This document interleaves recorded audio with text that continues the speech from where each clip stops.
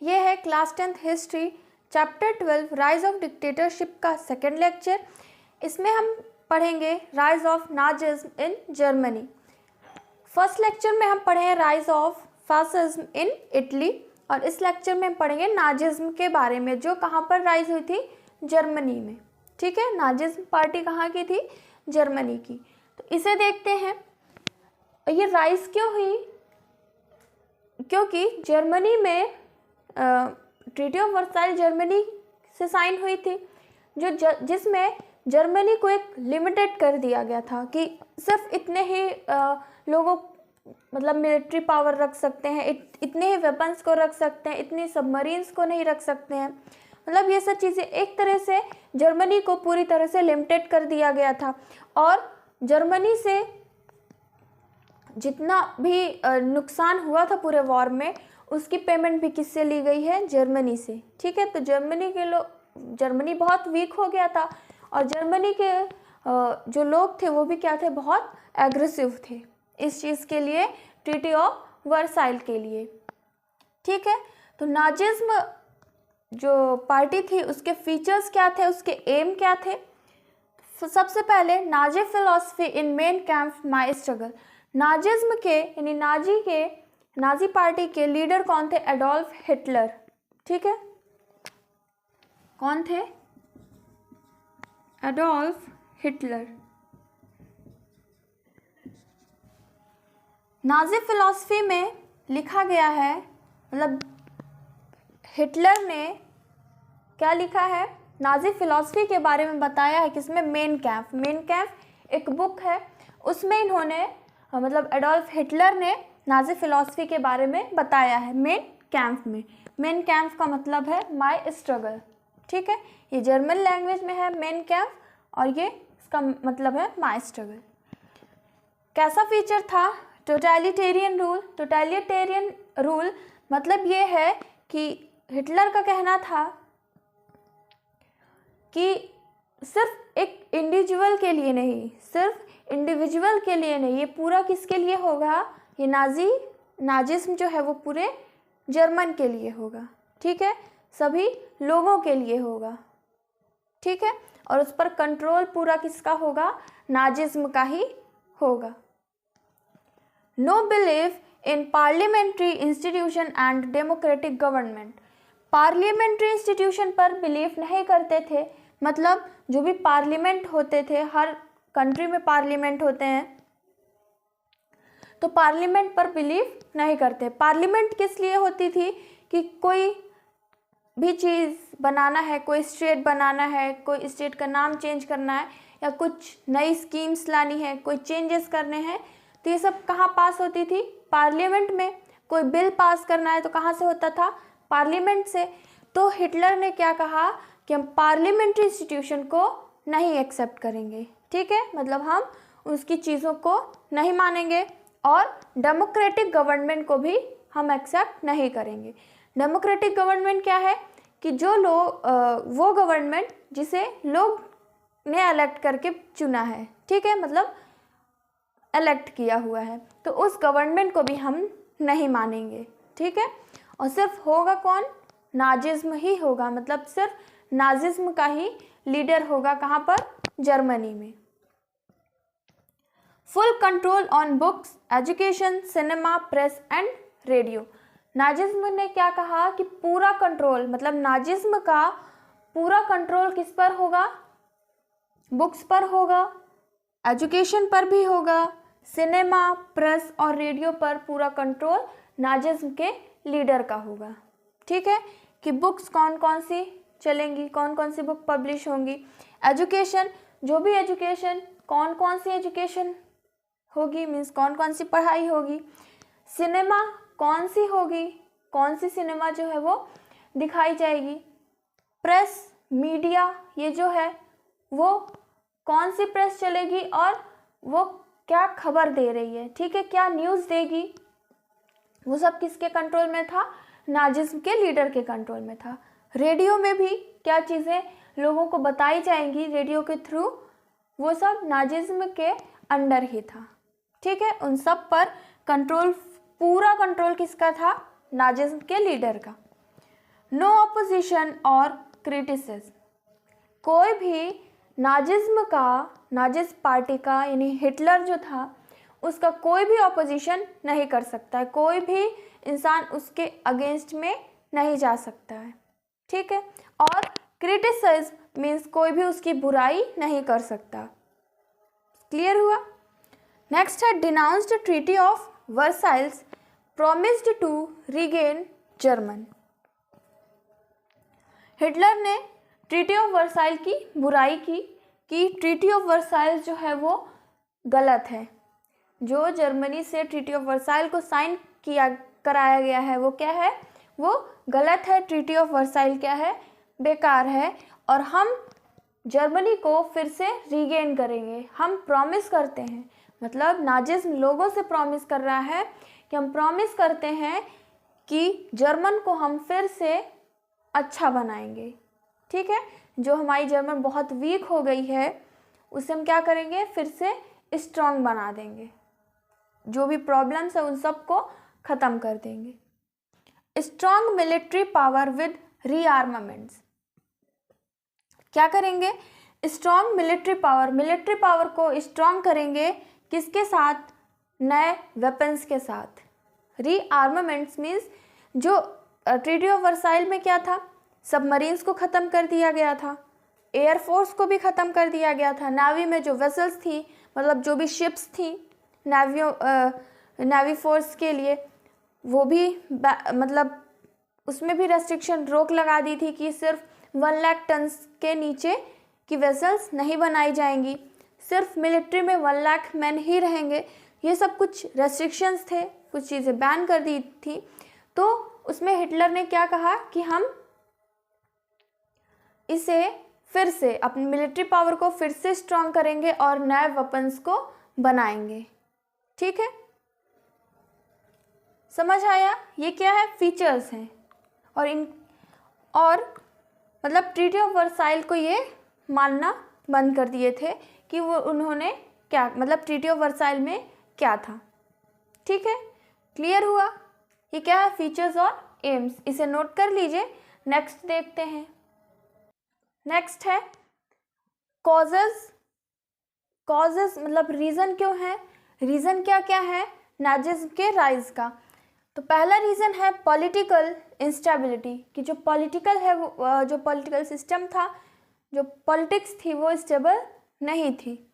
Weimar government weakness, मतलब week हो गई थी। वेकर गवर्नमेंट जो है वो बहुत ज़्यादा वीक थी, ठीक है। वेमर गवर्नमेंट मतलब जर्मनी में नाजिज्म से पहले जो वहाँ की गवर्नमेंट थी वो कौन सी गवर्नमेंट थी, वेमर गवर्नमेंट थी, ठीक है। वो बहुत ज़्यादा वीक थी, इसलिए वो लोगों के लिए कुछ भी नहीं कर पा रही थी, ठीक है। Coalition government failed after 1929। Weimar government बहुत वीक हो गई थी, मतलब वीक थी, वो कुछ कर नहीं पा रही थी, इसलिए कोलिशन गवर्नमेंट बनाया गया। हिटलर ने मतलब वहाँ के लोगों ने क्या किया, कोलिशन गवर्नमेंट बनाया। कोलिशन गवर्नमेंट बनाया वोटिंग करके, ठीक है। वोटिंग, लोगों ने वोट किया और कोलिशन गवर्नमेंट बनाया गया, मतलब गवर्नमेंट का, सरकार का गठबंधन किया गया। कई गवर्नमेंट जो है एक साथ मिल करके रूल करने लगी, ठीक। ये कोलिशन गवर्नमेंट बन गई। इसके बाद जब 1929 के बाद क्राइसिस हुई, 1929 के बाद जब जर्मनी में ही एक प्रॉब्लम आई जिसको वो कोलिशन गवर्नमेंट फेस नहीं कर पाई, उसमें उस प्रॉब्लम का सल्यूशन नहीं निकाल पाई।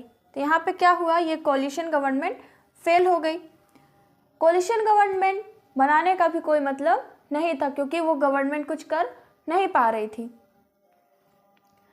लोगों के रिलीफ के लिए कुछ भी वो चीज़ें नहीं ला पा रही थी, कोई भी काम ऐसा नहीं कर पा रही थी जिससे लोगों को रिलीफ मिले, ठीक है। बिटवीन 1919 एंड 1933, 1919 से 1933 के बीच में 21 कोलिशन गवर्नमेंट बनी और फेल हो गई। मतलब 1919 से 1933 तक ठीक है। इतने टाइम पीरियड के बीच में 21 कोलिशन गवर्नमेंट बनी, 21 गठबंधन हुआ सरकार का, जो बनी और फेल हो गई, वो कोई भी काम नहीं कर पाई, ठीक है, कोई भी इम्प्रूवमेंट नहीं ला सकी। गवर्नमेंट पॉलिसीज चेंज्ड, गवर्नमेंट जो है वो हमेशा पॉलिसीज़ को चेंज करती थी, पॉलिसी को चेंज करती थी, यानी एक तरह से स्कीम्स जैसे कह लें तो उसको चेंज करे, तुरंत मतलब चेंज करती। ये पॉलिसी बनाई, कोई भी पॉलिसी बनाई, उसको फिर चेंज करके दूसरी बनाई। क्यों? क्योंकि जो वो पॉलिसी बना रहे थे उससे कोई भी काम नहीं हो पा रहा था, ठीक है। बेटर रिजल्ट, बेस्ट रिजल्ट नहीं मिल पा रहा था जर्मनी के लोगों को। Hitler promised strong and stable government. अब इस टाइम पर क्या हुआ, गवर्नमेंट कुछ नहीं कर पा रही थी, तब मौका मिला किसको? हिटलर को। हिटलर को मौका मिला जर्मनी में रूल करने का, इस नाजिज्म पार्टी को फॉर्मेशन के लिए। अब हिटलर ने लोगों से क्या प्रॉमिस किया कि हम क्या करेंगे, एक जर्मनी में एक स्ट्रॉन्ग और एक स्टेबल गवर्नमेंट बनाएंगे। मतलब जो गवर्नमेंट बनेगी जर्मनी में वो कैसी होगी? बहुत ही स्ट्रॉन्ग होगी और स्टेबल होगी, मतलब जो एक गवर्नमेंट बनेगी वही रहेगी, ठीक है, तुरंत चेंज नहीं होगी।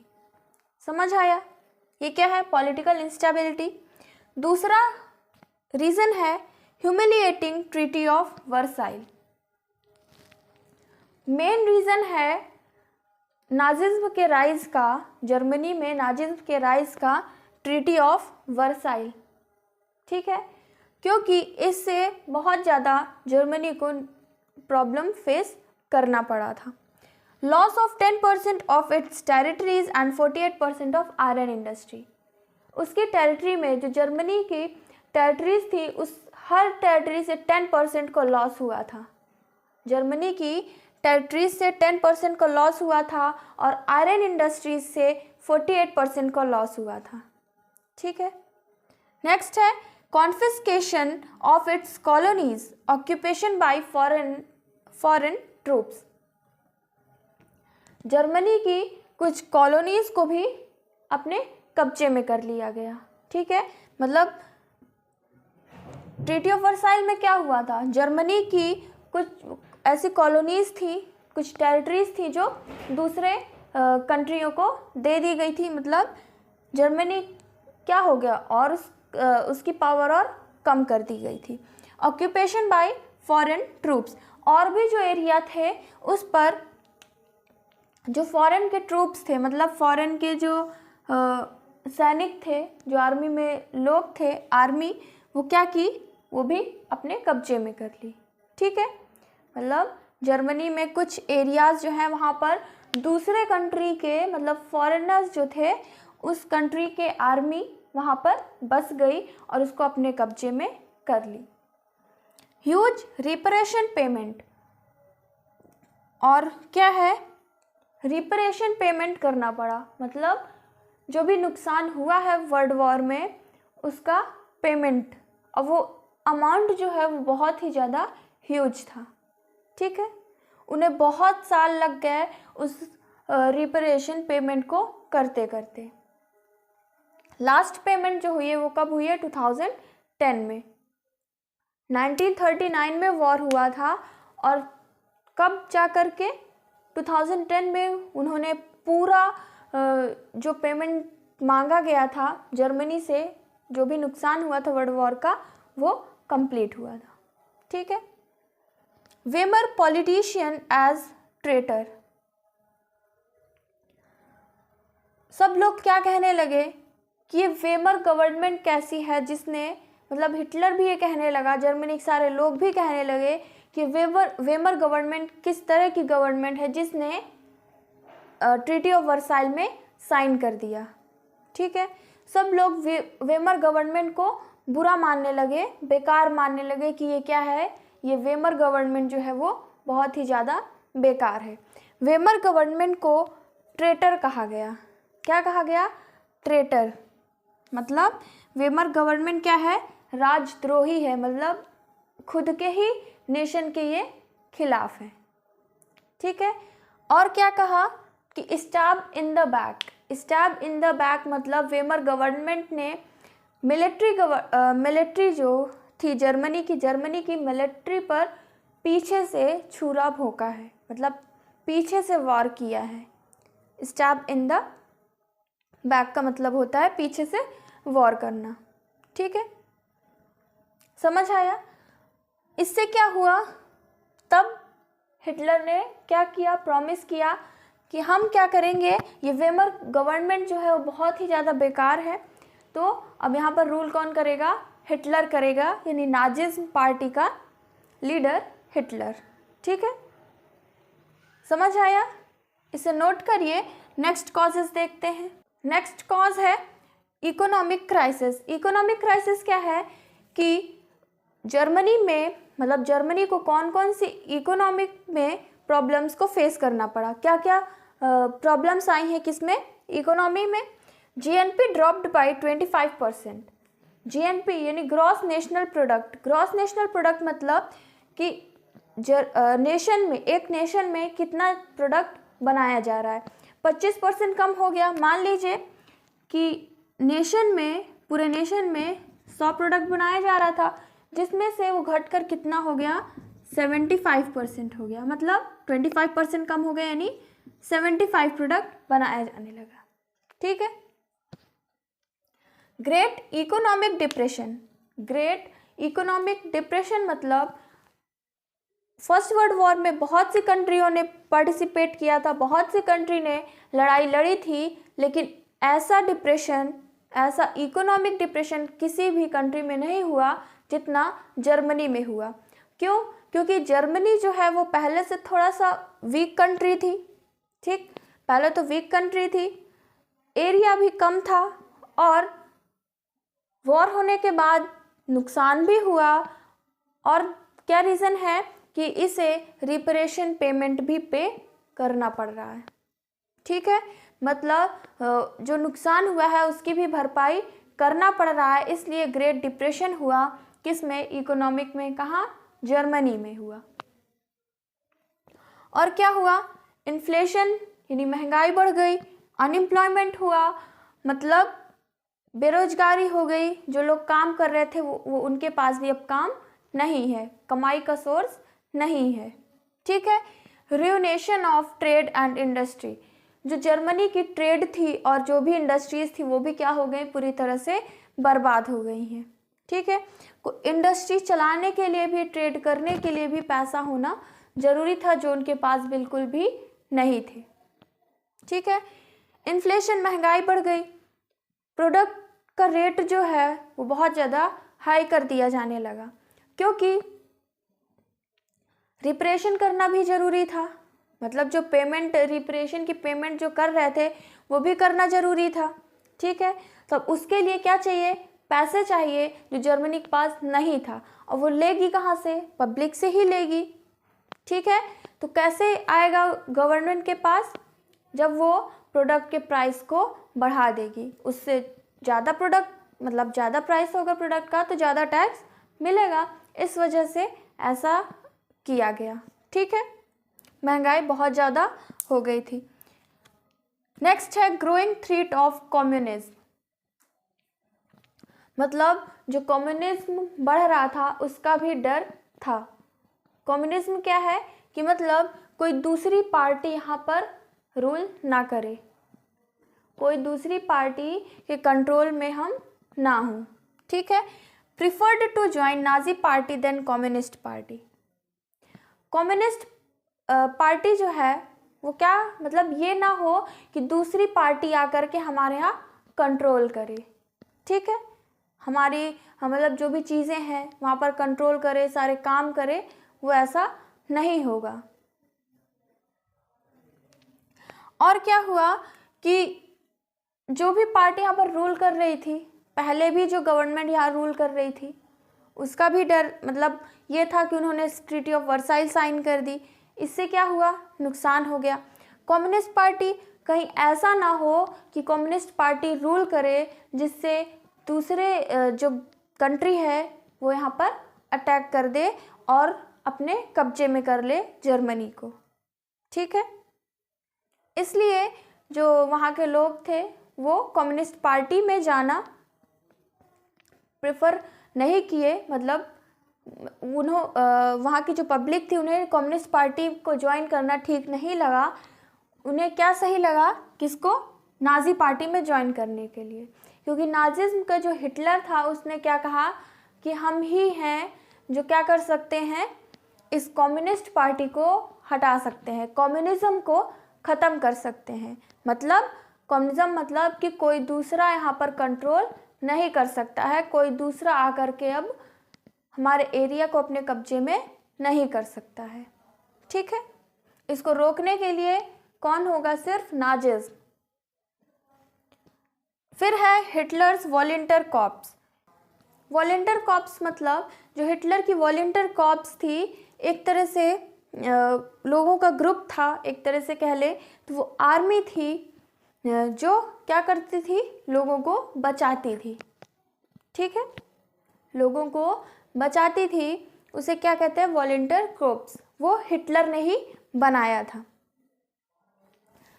या फिर मतलब कह लें कि हिटलर की वो क्या थी, आर्मी थी। किस यूनिफॉर्म में रहती थी, ब्राउन यूनिफॉर्म में रहती थी। ठीक है, disrupt the meeting of opposition parties. उनका मेन एम क्या था, ये वॉलंटियर कॉर्प्स का मेन एम था कि मतलब वो वॉलंटियर कॉर्प्स सिर्फ हिटलर्स के लिए थी, नाजिज्म पार्टी के लिए थी, हिटलर के लिए बनाया गया था कि जो भी ऑपोजिशन पार्टीज़ हैं, जो नाजिज्म के अपोजिट जो पार्टी हैं, वो कोई भी मीटिंग कर रही हैं तो उसको हम क्या करेंगे, डिसरप्ट करेंगे, मतलब उसकी मीटिंग को ख़राब करेंगे। ठीक है, उसको डिस्टर्ब करेंगे और जो भी ऑपोजिशन पार्टी है उसे हम ख़त्म करेंगे, उसके अगेंस्ट में जाएंगे। जो इंसान या जो भी पार्टी है जो नाजिज्म के खिलाफ है, उसे क्या करना है, रोकना है और उसको ख़त्म करना है। ठीक है, मतलब उस ऑपोजिशन पार्टी को। क्लियर हुआ। Hitler's contribution. हिटलर्स का कंट्रीब्यूशन क्या था, ये था कि हिटलर जो है वो बहुत ही एक्सीलेंट ओरेटर एंड श्यूट था। मतलब ओरेटर मतलब बहुत अच्छा स्पीच देता था। हिटलर जो है वो बहुत अच्छा स्पीच देता था।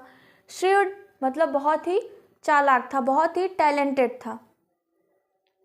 तो वो स्पीच देता था कि हम जो भी कम्युनिज्म है उसको ख़त्म करेंगे, बाहर की कोई भी कंट्री हमारे ऊपर कंट्रोल नहीं कर पाएगी, हम लोगों को क्या करेंगे, एम्प्लॉयमेंट देंगे।